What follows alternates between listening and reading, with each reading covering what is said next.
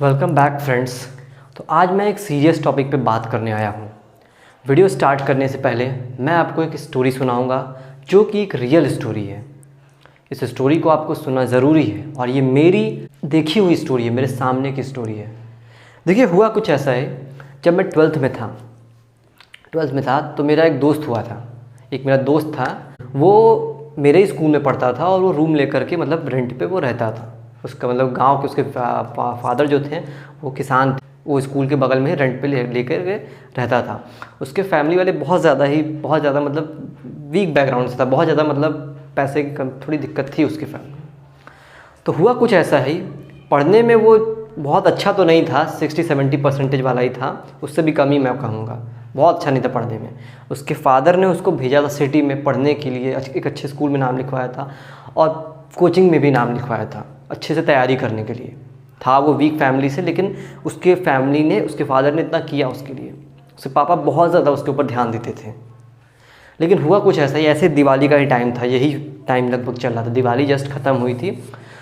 तो वो घर पे नहीं गया था, अपने घर वालों ने उसको बुलाया था कि बेटा दिवाली का समय है, आ जाओ घर पे। लेकिन वो नहीं आया घर पे, बोला कि पापा मुझे पढ़ना है इसलिए मैं यहीं रुकूंगा। लेकिन कुछ दिन बाद उसके पापा का फ़ोन आता है। मैं वहीं पे रहता हूँ, उसी रूम में उसी के साथ रहता हूँ, मैं उसी के साथ ही पढ़ता था। कुछ दिन बाद फ़ोन आया उसके फादर का। उसके फादर का फ़ोन आया तो जनरली जब भी मतलब मैं अक्सर ही उसी के साथ रहता था, उसी के रूम पे ही रहता था, मैं अपने घर पे रहता था, मतलब ज़्यादातर इसी के साथ पढ़ता था। तो उसने जब भी फ़ोन आता था तो वो स्पीकर पर रखता था हमेशा फ़ोन को अपने। तो उस दिन भी उसने स्पीकर पर ही फ़ोन रखा। उसके पापा ने फ़ोन उठाते ही बोला, बेटा एक बात मैं तुमसे कहने जा रहा हूँ, उसको बस तुम सुनो और सुन के उस पर अमल करने की कोशिश करना। देखो, हमारे पास कोई भी बहुत ज़्यादा संपत्ति नहीं है, हम लोग बहुत ज़्यादा रिच फैमिली से नहीं हैं। हमारे पास थोड़ी मोड़ी जो छोटी सी ज़मीन है उसी पे हम लोग खेती करते हैं, उसी की वजह से जो हमारा खर्चा चलता है वही चलता है। हमारे पास कोई भी बाप दादा का दिया हुआ बहुत बड़ा कुछ है नहीं, ना हमारे पास कोई सर्विस है, ना हमारे पास कोई बहुत बड़ा बिजनेस है, ऐसा कुछ नहीं है हमारे पास। कैसे कैसे तुम्हारे स्कूल की फ़ीस भरी गई है और तुम्हारे कोचिंग की फ़ीस भरी गई है और तुम्हें जो है उसके लिए पढ़ना है, ये तुम्हारी जिम्मेदारी है। इतना ही बस उसके पिताजी ने कहा और फ़ोन रख दिया। इतना करने के बाद जो है उसको याद आया, दिवाली के जो समय था वो घर पे नहीं गया था, लेकिन उसने पूरा का पूरा समय अपना दिवाली का ऐसे ही घूमते फिरते भी निकाल दिया था। इंस्टाग्राम पे भी उसने कुछ फ़ोटोज़ अपलोड किए थे, वही शायद उसकी फैमिली ने देखा था, उसी पे उसके फादर ने उसको ऐसे बोला। उस दिन उसके पापा बहुत डांटते थे उसको, लेकिन उस दिन उसके पापा ने कुछ नहीं डांटा। उसके पापा ने बहुत ही नर्म आवाज़ में कहा ये सब चीज़ें। उस दिन के बाद से उसने दिन रात एक कर दिया। एग्ज़ाम को बचे थे, जनवरी का अटेम्प्ट आने वाला था, एग्ज़ाम को बचे थे सिर्फ 2 महीना, उसके बाद अगले महीने बोर्ड्स थे। उस दिन के बाद से उसने 1 मिनट का समय भी अपना ज़ाया नहीं किया। दिन रात वो मेरे पढ़ता था, मेरे साथ ही रहता था, वो मेरे साथ ही बैठता था। और उसके आप मानेंगे नहीं, वो मुझसे पढ़ने में वीक था, उसके 5-10% हमेशा कम आते थे मेरे से, लेकिन फाइनल एग्ज़ाम में उसके 93% आए बोर्ड्स में 93% आए, जेई में 99 परसेंटाइल आए और एडवांस भी उसने क्लियर किया। और एक समय वो आईआईटी में है, एक नामी आईआईटी में है, आईआईटी धनबाद में। वहाँ से वो केमिकल इंजीनियरिंग कर रहा है, वो आईआईटी में है इस टाइम। समझ सकते हैं उसने कितनी मेहनत की होगी। बहुत एवरेज लड़का था, उसके टेस्ट वगैरह में भी उतने अच्छे नंबर नहीं आते थे। समझ रहे हो आप लोग? आपका ये दिवाली का समय आपने बिता दिया। मैं जानता हूँ बहुत सारे बच्चों ने पूरे दिवाली का समय, 1 हफ्ते की छुट्टी होगी, उन्होंने पूरा निकाल दिया होगा, एक अक्षर उन्होंने पढ़ाई नहीं की होगी। और यहाँ से आपको काफ़ी ज़्यादा डर भी लग रहा होगा कि कैसे सब कुछ मैनेज होगा। सब मैनेज होगा, बस बात क्या है, सिर्फ माइंडसेट की। आपको अपना माइंडसेट अब क्लियर रखना है। यहाँ से आपको, आपके लिए 1-1 मिनट का समय जो है कीमती है। आपको अपने माइंडसेट को क्लियर रखना है बेटा, समझ जाओ। यहाँ से आपको दिखा देना है सबको कि आपके अंदर भी जोश है, आप भी जो है मेहनत कर सकते हो, अपने फैमिली को दिखाना है। देखिए, बात सिर्फ इतनी नहीं है कि आपको सिर्फ अपने लिए करना है। कितने लोग आप पे डिपेंडेंट हैं, आपकी फैमिली आप पे डिपेंडेंट है। आगे चल के आप ही को अपने फैमिली को चलाना है। ये सबके लिए मैं बात कर रहा हूँ। करना आप ही को, नहीं करोगे तो बहुत प्रॉब्लम होगी आगे। मैं बता दे रहा हूँ, बहुत बुरी कंडीशंस हो जाती है। मैंने अपने सामने देखा हुआ अपने फ्रेंड्स को, बहुत बुरी कंडीशन हो जाती है उनकी। 12th के बाद जब अच्छे परसेंटेज मार्क्स ने 75% वो लोग क्लियर नहीं कर पाते हैं बोर्ड्स में। बोर्ड्स को वो लोग हलवा में लेते हैं और 75% भी नहीं ले पाते हैं बोर्ड्स में। उसके बाद यही तो माशाल्लाह है, फिर वो ड्रॉप लेते हैं। ड्रॉप आउट लेने के बाद बहुत बुरा होता है स्थिति। जो आपके दोस्त है ना, यही आपके आगे निकल जाएंगे, आपको कुछ नहीं समझेंगे ये। आपको ताने दिया करेंगे, जो आपके साथ है ना सब आगे निकल जाओगे, कुछ आपके लिए नहीं करने वाले है, कोई काम नहीं। कोई आपसे फ़ोन तक, आपका जो बेस्ट फ्रेंड भी जो होगा आप उसको फ़ोन करोगे वो भी आपका फ़ोन नहीं उठाएगा अगर आप पीछे रह गए तो, वो अगर किसी अच्छे कॉलेज में पहुंच गया तो। ये बता रहे बहुत बुरी हालत होती है ड्रॉप लेने के बाद, मैं इतना बता दे रहा हूँ। यहाँ से आपको अपने माइंड सेट को क्लियर रखना है, घबराना बिल्कुल नहीं है, अपने माइंड सेट को क्लियर रखना है, बिल्कुल भी घबराना नहीं है, सब आपको ही करना है। अभी भी 2 महीने का समय बचा हुआ है, 2 महीने में आप बहुत कुछ कर सकते हो। जो बीत गया सो बीत गया, बैकलॉग्स हुए हैं, बैकलॉग्स होंगे, उसको आपको क्या करना है, अब बैकलॉग के लिए परेशान नहीं होना है। अब जो आने वाला समय 12th का भी 1-2 महीने बचे, जो चैप्टर्स बचे हैं पहले उन पे फोकस करिए।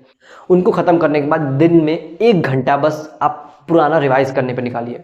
सबसे पहला काम, अगर आपका बैकलॉग बहुत ज़्यादा है, बहुत ज़्यादा अगर आपका बैकलॉग हो गया है, सबसे पहले आप फोकस करिए अपने बोर्ड्स पे। जेई का जो अटेम्प्ट आने वाला है उसको ध्यान देना है, लेकिन अगर आपका पूरा का पूरा साल अभी तक आपको बहुत ज़्यादा बैकलॉग हो चुके हैं तो आप जो है मेरी मानिए तो आप बोर्ड्स पे पहले फोकस करिए। बोर्ड्स में क्योंकि अगर 75% आपके नहीं आया तो अब जेई में क्या ही करोगे आप। बोर्ड्स में 75% लाना भी बहुत ज़रूरी है, यहाँ पे बहुत इंपॉर्टेंट है आपके लिए, समझ रहे हो आप। बोर्ड्स में भी आपको अच्छा करना ही पड़ेगा कैसे भी करके, आपको कुछ नहीं करना है। बैकलॉग अगर है तो बैकलॉग को बस 1 घंटा दीजिए दिन में, बाकी समय सेल्फ स्टडी को दीजिए। कम से कम 3 से 4 घंटे का सेल्फ स्टडी अभी से भी आप करिए, दिन रात एक कर दीजिए। नींद एकदम 5 से 6 घंटे की नींद लीजिए, एटलीस्ट 6 घंटे की नींद, उससे ज़्यादा मत। इसका मतलब ये नहीं दिन रात पढ़ते रहें 1-2 घंटा सो रहे हैं, वो ऐसा काम नहीं करना, तबीयत खराब हो जाएगी।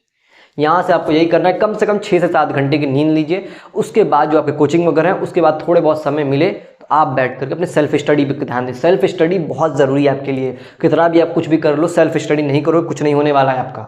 3 से 4 घंटे की सेल्फ स्टडी आपके लिए बहुत ज़्यादा ज़रूरी है। दिन रात एक कर दो, कुछ भी करो, लेकिन अब आपको करना ही पड़ेगा।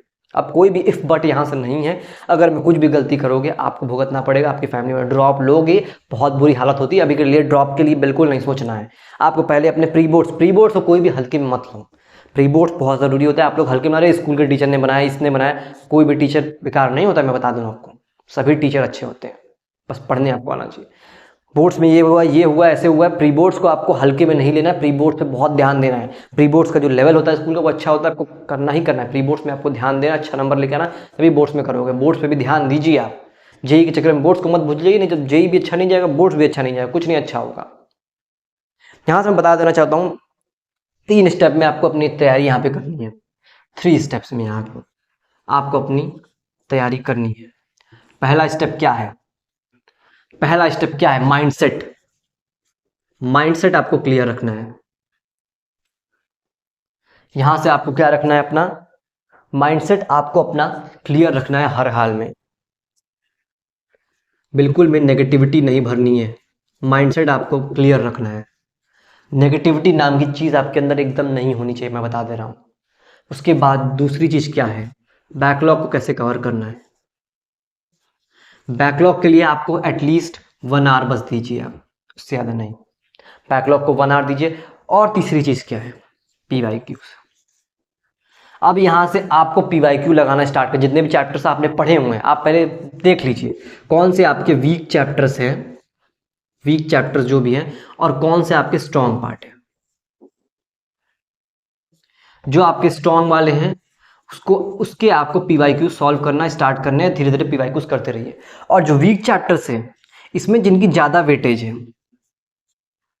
वेटेज जिनकी ज़्यादा है, इसमें जो वीक चैप्टर्स हैं इसमें जिनकी ज़्यादा वेटेज है उनको आप पढ़िए, उनका जो है शॉर्ट नोट्स वगैरह रिवाइज करिए। कोचिंग की तरफ जो शॉर्ट नोट मिला या यूट्यूब पे भी 1 शॉट लेक्चर्स पड़े हुए हैं बहुत सारे, आप देखोगे कि 1 घंटे 2-2 घंटे में 1.5 की स्पीड से आप देखोगे आप कवर कर सकते हो। वेटेज वाले चैप्टर्स का 1 शॉट देखिए, PYQ इनके भी स्टार्ट करिए। PYQs बहुत बड़ा रोल प्ले करते हैं, चाहे आप जेई के लिए दे रहे हो चाहे आप बोर्ड्स के लिए कर रहे हो। PYQs मस्ट है, इंपॉर्टेंट है, यहाँ से आपको PYQ लगाना है। पर डे आपको PYQ 5 से 10 सॉल्व करने हैं, चाहे आप बोर्ड्स कर रहे हो या जेई कर रहे हो, बता दे रहा हूँ।